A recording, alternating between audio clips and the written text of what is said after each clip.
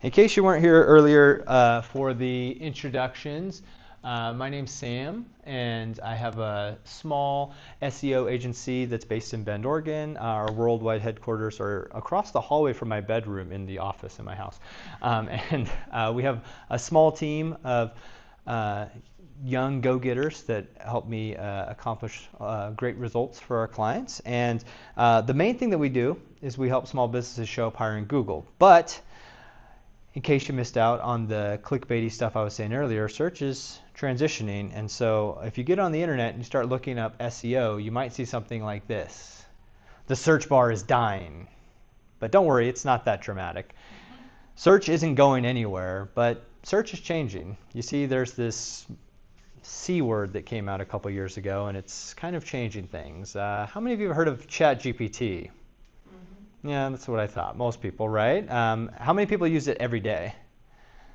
Got a couple people raising their hands. Okay, so ChatGPT is actually has, we'll see later, it has over 120 million daily users right now. So people are using ChatGPT all the time. And I want you to think about this. When it comes to using Google, we kind of had to train ourselves how to use Google. You have to put the words in a certain way to get good results from Google. Whether you realize that intentionally or not, that's how we've had to do it for years now. But with tools like ChatGPT, you're able to just have a conversation with this chatbot and it'll give you back results. And that's potentially what's going to change for search. And so if you have a small business, particularly one that serves local customers, you have to think, how can I show up when people are having conversations with search engines instead of just typing in keywords? Some analysts believe that by the end of 2026, that up to 30% of customers will be finding their businesses they work with through AI search. I have more to say about that later, but let's just let that number sink in for now.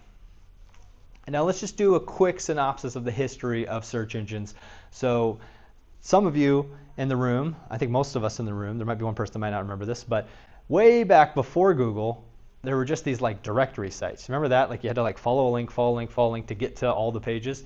And then eventually Google came out. There were some other search engines that were competing in the early days, but Google came out, won the game, and it really hasn't changed since then, right? In the decades that follow, we started to use these little rectangles in our pockets. Local search got a lot better through things like Google Maps, but it kept being Google, Google, Google, Google. And again, it wasn't until just a couple years ago that AI search started to pop up. Now this is an interesting statistic here. Google's market share in search has been over 90% for decades. But at the end of 2023, it was at 93%, and that's searches starting on Google. At the end of 2024, it went under 90% for the first time in ages. Now, if I were to poll Bing, DuckDuckGo, and all these other search engines, their numbers didn't really change. The number that changed was ChatGPT. Now, it doesn't look super impressive there, but this is the first time that a real competitor has showed up against Google. So it's something as small business owners that we need to start considering. You got to scroll the wheel. That's how you make it go. Now, I believe that there are three waves that are going to happen in this AI search revolution. Right now, we find ourselves smack dab in the middle of wave one, which is the conversational search.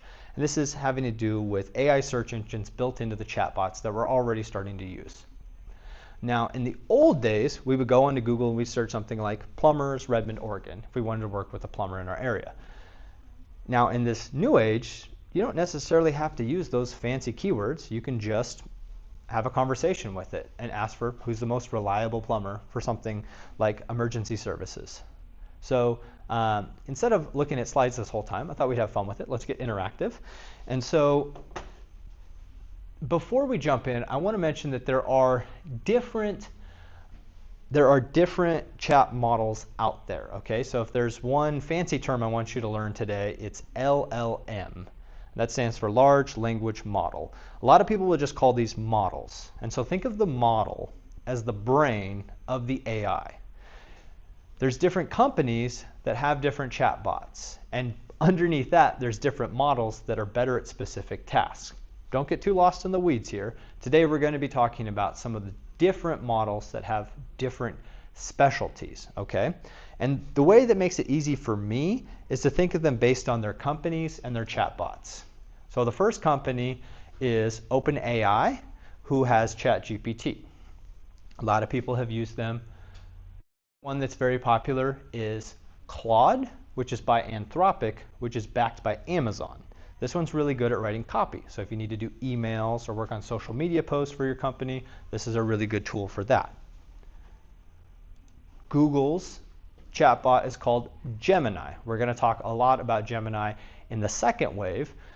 Gemini actually recently released a new model about a month ago, and they're actually at the top of the leaderboards for chatbots, especially when it comes to coding and reasoning tasks. Another big one, I'm going to start a new chat right here, is Grok. Grok is owned by xAI, and if you follow the news, they recently bought X, the artist formerly known as Twitter. So this is Elon's company, and they actually have a smaller team, and so they're able to ship features quicker. And it's been rumored that they're about to release a new model that will probably be Gemini's current leading model. And Perplexity is a smaller AI company, and they focus primarily just on AI search. Now, what I encourage everybody to do is, if you're already using these tools, you're already paying for one, you should go and check out some of the other ones and see if you like them better. ChatGPT has a free feature, you just have to sign in. Claude gives you a certain number of uses on their highest model per day. So does Grok. If you have a Google Workspace account, which is like a paid Gmail account, then this is actually included. And Perplexity gives you a couple free uses per day. So I encourage you to check these tools out, play with them a little bit, and see which one you like more. But what I want to do is I want to simulate some local searches here. And so let's see what those results look like right now. So we're going to go in here and we're going to say, well, who's the most reliable plumber in Redmond, Oregon? Because we'll get Washington results if we don't do that, for emergency service. So we're going to let ChatGPT go off and search. We're going to let Claude get to work. Gemini, Grok is thinking right now, and we'll get Perplexity off to the races as well. I found out that the Wi-Fi here is interesting. Well, we'll see what happens. This is the bad thing about doing tech demos, is you never know what's going to happen with the Wi-Fi. All right, so ChatGPT comes up first with the results. And so what it presents us with is something like we might see from Google. So remember, in the old days, what we'd probably search is something like plumbers, Redmond, Oregon. That might be what we search. At the top, we got some ads. Then we get the map pack right here, and then below that we have what are called the organic results, which are a mixture of local businesses as well as some listicles like Yelp. And so what ChatGPT does is it gives us a map here. But what I want you to notice is as we go through these results, and I've been doing this a few times now, is that we start to see some like national brands and also some Ben companies being favored here. So we have Roto-Rooter, Mr. Rooter, Central Oregon Heating Plumbing, and we also get A Plumbing, which is about right here. So the results are a little bit shorter than they've been last times. I've also seen it showing like Einstein Bros, which is in Bend. Claude's results are Roto-Rooter, Mr. Rooter, and Einstein Pros. We do get Sunset Plumbing, which is in Redmond. For Gemini, again, Mr. Rooter, Roto-Rooter, Central Oregon, Heating, Cooling, Plumbing, Electrical. And this business, which I believe is actually like a national chain. I'm not 100% sure if they actually have a location in Bend. And then we got Roto-Rooter. Here's that emergency plumbing squad again, Mr. Rooter, and Perplexity. One cool thing about Perplexity is they're giving like pros and cons on the side here, which is kind of cool. But again, Mr. Rooter, Roto-Rooter, etc., and then Einstein Pros, which is located squarely in Bend, but being recommended for our search for Redmond. But if we go back over here, there's plenty of plumbing companies in Redmond. So, and Google is showing us these smaller companies. Why didn't these AI search tools show us what I would say would be better results? Small businesses that we'd probably actually want to work with. Well, that brings us into the topic of the sales funnel. So when it comes to marketing, there's this sales funnel. And at the top of the sales funnel are informational searches. At any point in time, 97% of people are at the top of the sales funnel. They're just asking questions. And think about it. When we use our phone and we ask questions to Google or to ChatGPT, we're usually like, how do I do this? Or what is this? Or can I? Or should I? Questions. So what the chatbots have gotten really good at are answering those questions that we ask most of the time. Searches like this are at the bottom of the sales funnel. These are commercial intent keywords. And so what I'm noticing is that it seems like these chatbots just haven't spent a lot of time working on these commercial intent keywords yet. They're focusing where people are at most of the time, and it's making for a pretty good experience. If we go back to the presentation here, we'll see when people are actually polled on AI search results, they feel like they're more effective than traditional search results. They tend to do more searches, dig deeper, because they can have a conversation with the chatbot. And Google is saying that with their little AI summaries that show up, that there are more clicks, although that's Google's information, so who knows if we believe them. But this is based mostly on informational intent keywords. These aren't the keywords that people are searching for on the way to your business. So right now I feel like those chatbots just haven't given us the best results. But remember, they're just getting started. ChatGPT is only about 2 years old right now at this point. And so are they going to get better at local results? Of course, right? A lot of them are using more simple search engines behind the scenes than Google. And so as their search engines get more robust, the actual results that users get will be more effective. And so while I think this can help Google still be relevant in the here and now, it's something to think about because these AI chatbots are going to keep getting better. It's just wave one. We haven't even got to the exciting stuff. Now it's time to talk about wave two, which are AI research agents. Now let me ask you a question. When you're going to buy something like lunch or get a haircut or something like that, how much time do you really spend thinking about it? It's probably maybe a couple minutes, if that, right? But if you were to buy something like a piece of furniture, do a remodel to your home, or even buy like an expensive car, you can spend hours, if not days, doing research to make sure you make a good purchase, right? Well, what if we could take some of that research away so that way you can focus on, the normal human tasks and you can just have a nice report at the end of all this? Well, exactly what AI research agents are about, and they actually exist right now, and they're actually pretty good. So the way these work is you ask them a complex question, it creates a research plan which you can edit, it goes out and it goes through dozens, if not hundreds of pages, and then it comes back with a report. Let me show you what I'm talking about. So the best deep research models that are out right now is ChatGPT has one. If you have a Plus or business plan, you can do 10 searches per month, which is cool. But the one I prefer is Gemini's deep research. So I have a prompt here that I'm going to reuse.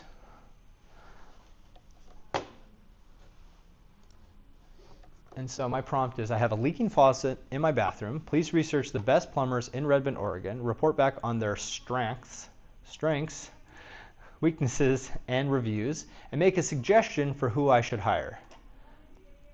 And away it goes. Two things I want to share while our research agent goes off to work. Well, first, actually, it's going to give us its plan. So let's see how that goes. So the first thing it does is it reports back with a plan. So you can actually review this. If you want to make any changes, you can say, actually, I don't want you to take step 3. I want you to just jump straight to step 4, or instead of step 6, do this instead. So that's actually pretty cool that you can kind of control the agent and where it goes. But we're going to say that the plan is good. Let's just move forward with it. And off it goes, crafting its plan and also going out to the internet.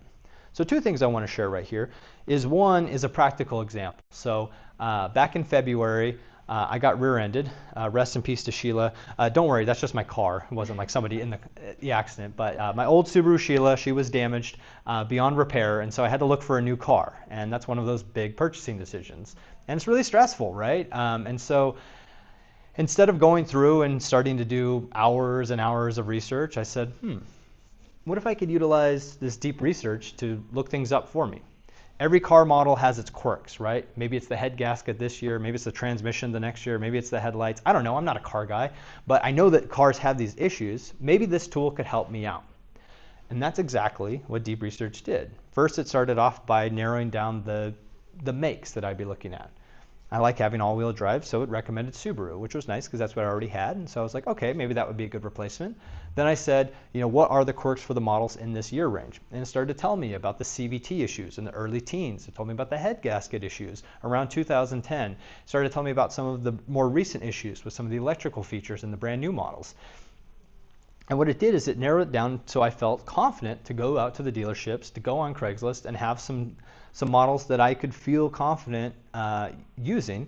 And then after I got my perfect car from that retired couple out in Sun River, I said, okay, I got a 2017 Subaru Outback Premium with EyeSight.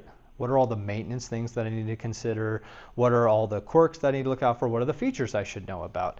And what it actually did is not only did it go out and research all of that, but it also has a feature where it can make an audio overview, which is like a podcast of the information. And so instead of having to sit down and read through the report, I was able to just go on a run and listen to these AIs explain to me what my new car was all about. All right, congrats on the new Outback. Well, new to you at least. Yeah. It's got to be tough saying goodbye to Sheila, though. That 98 Legacy was a legend. Absolutely. But this Outback, from everything I've seen, this Outback might just be a worthy successor. We're going to dive into everything you need to know about your 2017 Outback, specifically the 2.5i Premium. We'll talk about features, maintenance, some quirks, even some cool features I found while I was prepping for this. Awesome. So pretty creepy, right? Anyway, Well, that was another program, though. What is that one? that was Notebook LM, but they've actually built that feature into Gemini now. So when it gets done researching, a little button will pop up here so you can actually create the audio overview in the chat now. So that's pretty cool. Does it have different voices than Notebook LM? No, it's the same ones. Voice. Yeah. Yeah. Same guy and gal combo. So we're going to let our AI research agent keep going here, but you can see kind of how it's working, right? So it's coming up with a plan. It now has thinking built into it, which is nice. And then it's going out to websites. It's going out to actual businesses. It's going out to Better Business Bureau. It's going out to Angie. It's going out to Reddit. It's trying to figure out what are the best businesses that it should recommend for us. And it's going to keep going. Now, the thing that I really want you to take away from this, I gave you the example of looking for a car, but what if you have a small business that serves local customers or a nonprofit or something like that? You want to get found when people in your area are searching. How do we get found by these research agents? Well, this is a plug for my Lunch and Learn for next month because I'm going to dive really deep into some practical ways that we can do this. But a short version that you should know right now is that when it's going to these sites, it's not actually going to these sites. It's, I like to say, skimming them. So what it's doing is it's finding this page and it's looking at the code. There are certain things that you can do in the code to tell these AI agents, hey, here's what I do, here's where we do it. And I think the biggest takeaway that you should have from this is that the more information you can put on your website that's relevant, not just fluff, right, but relevant information, you should be putting it on there. The more, the better. For instance, a lot of people don't like to put their pricing on their website because they want to wait and talk to somebody, make sure they're a good fit. No, that time is past. You want to put the information on there so that way, maybe if somebody's relying on an AI research agent to make a suggestion for you down the road, they'll have all the information they need.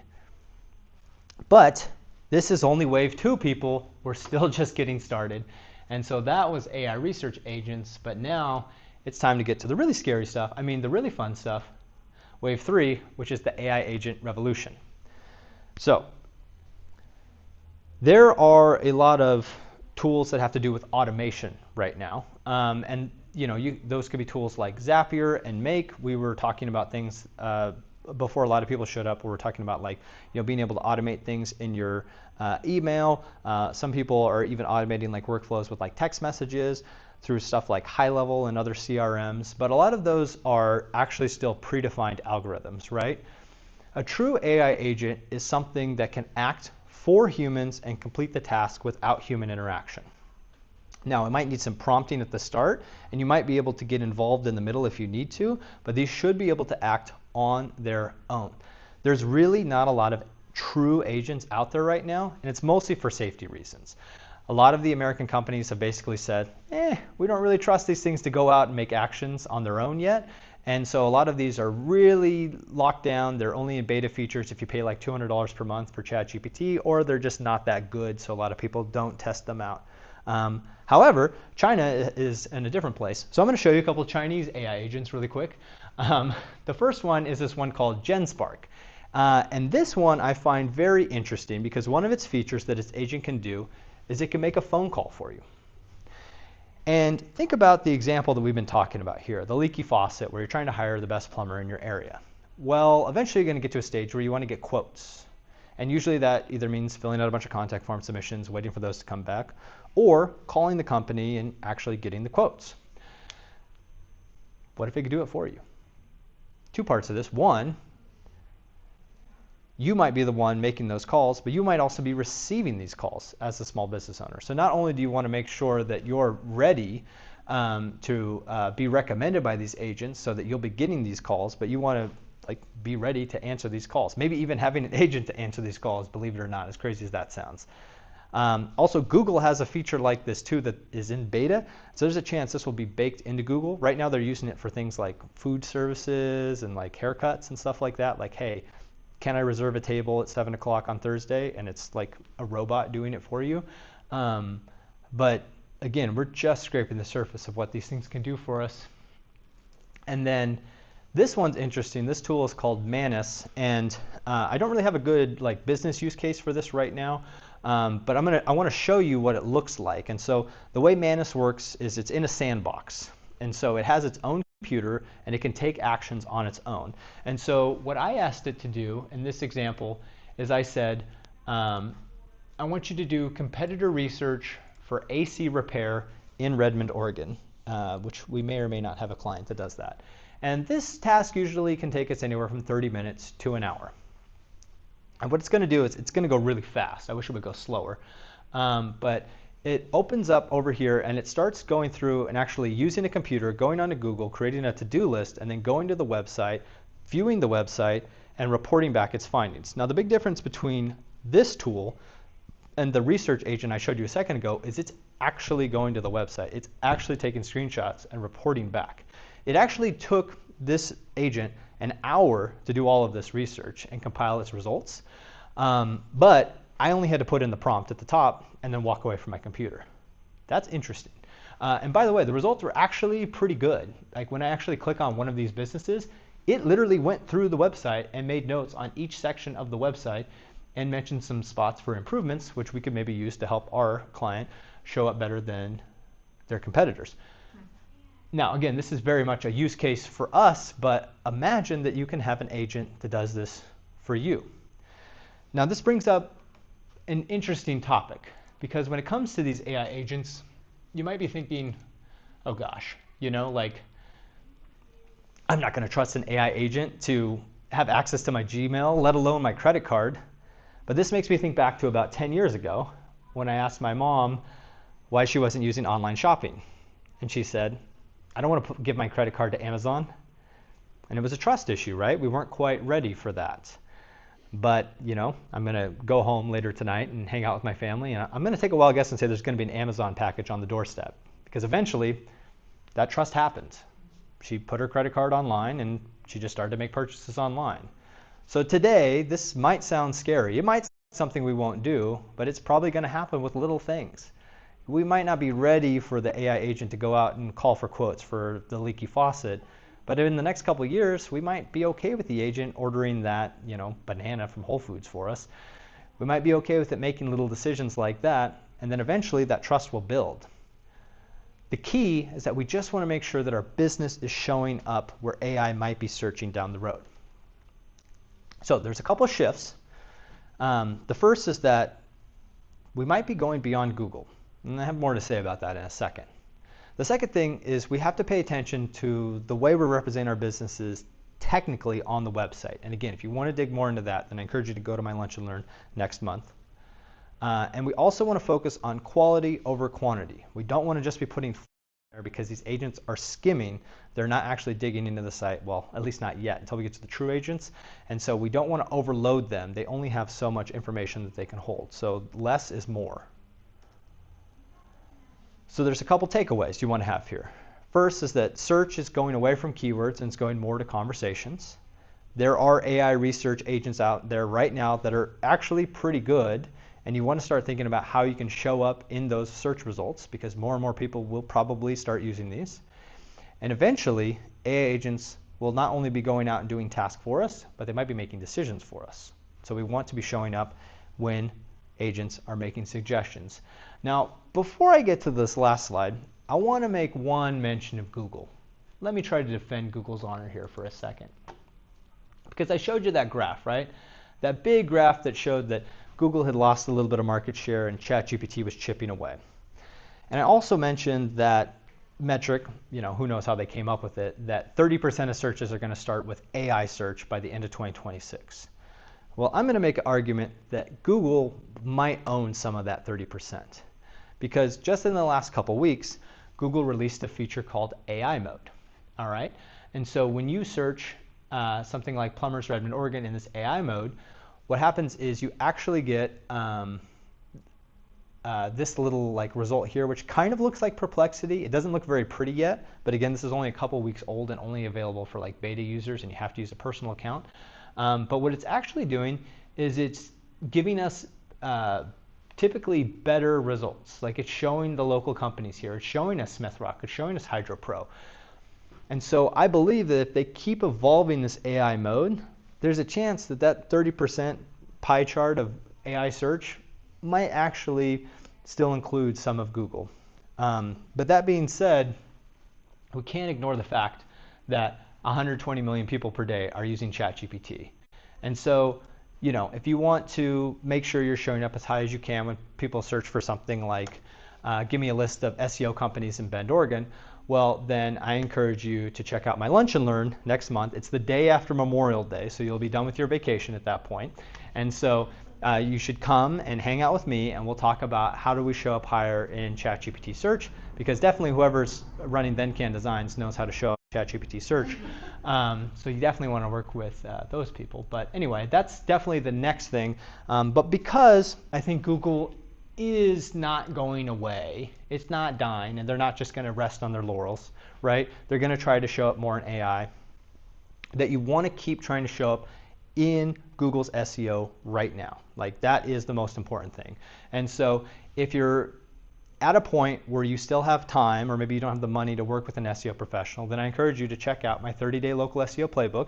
I've littered these papers everywhere, so you just scan the QR code, name, email, and you get access to that. It's over 100 pages long. There's also a video attached to it that's over an hour and a half long that breaks down all the days. So it's 30 days worth of SEO actions to help your small business out. And if you're at a point where you feel like you are ready to invest, then you should talk to me, and we should see if we'd be a good fit for each other. But that is where we're at with AI search today, and I want to leave some time for questions, and I think I've left 3 minutes. But I'm down to hang out for a little bit longer if you guys are. So does anybody have any questions, or want to try anything out with the tools or anything like that? I'd love to dig in. Yeah, I mean, the key right now isn't necessarily to use AI to help us show up at the top of search engines. The key right now is just to make sure that we're showing up at the top of search engines, right? And so like the things that we need to do to show up for that aren't a whole lot different than what we need to do to show up for regular SEO. And this is stuff I go over a lot in the 30-day local SEO playbook, but I like to call them the SEO hotspots. And so those are things like your SEO title, your meta description, your permalink, and your H1. Which is the very top header at the top of your page. You want to make sure you're telling Google what you do and where you do it. And so doing that is the first step to making sure that the AI search engines are also recommending you. There's other things, so we can dig a little bit deeper into that. You also have to think about the underlying search engine. So Gemini is going to be using Google. ChatGPT actually uses Bing. So there's a certain level of how do we show up in Bing, which is a little bit different than showing up on Google.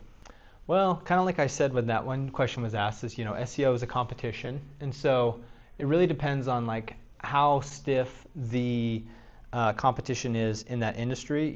If there's only 5 businesses in the area that do the thing, then the mom and pop shop might be able to show up. But if it's something like plumbing or electrician in this area, there's so many of those businesses, and so like I said, SEO really comes down to two things. It's either money or time, because if you have the money, somebody else is investing the time for you, or you got to invest the time. And so I break this down a lot in the 30-day SEO playbook, where we talk about, the first strategy should be figuring out all the keywords that people are searching for on the way to your business and having pages related to that. It's not a lot. It's like 5 to 10, maybe 20. And then once you've done that, then you can go back through and kind of re-optimize the pages, but eventually you run out of content that you can do, and that's the relevancy side. And then the next piece is authority. And so you got to get other websites pointing back to your website, getting featured, and all that stuff. And it can be harder for a smaller business, but also if you have the time, then you can certainly put in the effort.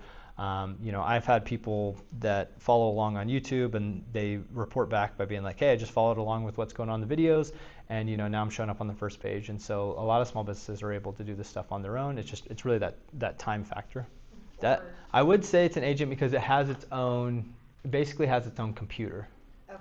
Yeah, and so